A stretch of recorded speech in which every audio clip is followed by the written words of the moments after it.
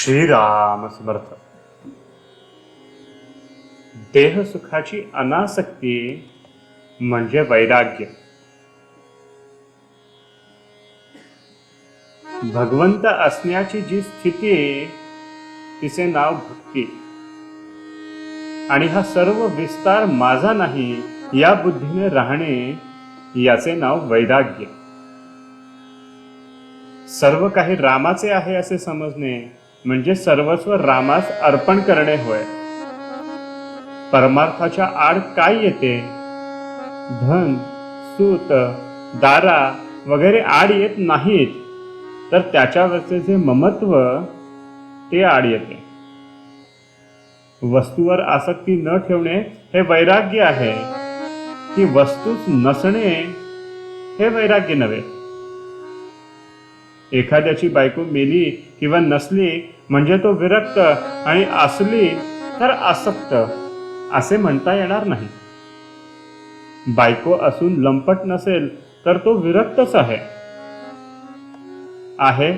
ते परमात्म्याने दिले आहे आणि ते त्याचे आहे असे मानून आनंदाने राहणे हे वैराग्य होय. या भावनेत राहून जो इंद्रियांच्या नादी लागत नाही तो वैरागी. संसार हा नश्वर आहे हे ओळखून वागायचे आहे. तो टाकता येत नाही. त्यात राहून आसक्ती न ठेवली की तो टाकल्यासारखाच नाही का? फळाची आशा न करता सत्कार्य करणे हे भक्तीचे लक्षण आहे, आणि कर्तव्याच्या आड येणारी प्रत्येक गोष्ट बाजूला सारणे हे वैराग्याचे लक्षण आहे. आसक्ती न ठेवता कर्तव्याच्या गोष्टी करणे ही तपश्चर्या होय. देह सुखाची अनासक्ती किंवा हवे नको पण टाकणे म्हणजे वैराग्य. खरोखर विचार करा, प्रपंचात मनासारख्या गोष्टी कुठे मिळतात? त्या मिळणे न मिळणे आपल्या हातातच नसते. अमुक हवे अथवा नको असे कशाला म्हणावे? असे न म्हणता रामाचेच होऊन राहावे म्हणजे झाले. जो रामाजवळ विषय मागतो त्याला रामापेक्षा त्या विषयाचेच प्रेम जास्त आहे असे सिद्ध होते. विषय बाधक नाही, पण विषयास सक्ती बाधक आहे. भगवंताला प्रसन्न करून घेऊन नाशिवंत वस्तू मागितली तर काय उपयोग? नामावर प्रल्हादाने जशी निष्ठा ठेवली तशी आपण ठेवावी. त्याने नाम श्रद्धेने घेतले आणि निर्विषय होण्याकरता घेतले. आपण ते विषयासाठी घेऊ नये. जगातले सर्व लोक सुखासाठी प्रयत्न करीत आहेत. शास्त्रांचे पुष्कळ संशोधन होऊन इतकी सुधारणा झाली, त्यामुळे देहसुख पुष्कळ वाढले, पण मानव सुखी झाला नाही.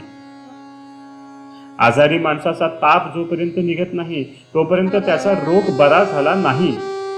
त्याचप्रमाणे मानव सुखी झाला नाही तोपर्यंत खरी सुधारणा झाली नाही असे समजावे. सध्या जगाला सुधारण्याचा आणि जगावर उपकार करण्याचा काल राहिलेला नाही. प्रत्येकाने आपल्याला तेवढे सांभाळावे. यासाठी भगवंताचे अनुसंधान चुकू देऊ नये, मग धोका नाही. सगळ्यांनी असा निश्चय करा की भगवंताच्या नामापरत्या गोष्टी ऐकायच्या नाहीत. जे मिळेल त्यात समाधान मानायला शिका. मी भगवंताचा आहे असे म्हटल्यावर सर्व जगत आपल्याला भगवत स्वरूप दिसू लागेल यात शंका नाही. ही केवळ कल्पना नाही, आपण अनुभव घेऊन पाहत नाही. त्यासाठी नामस्मरणात आपण राहूया. आजचे बोधवचन: जगात भगवंता वाचून सत्य वस्तू नाही ही ज्याची निष्ठा तोच खरा.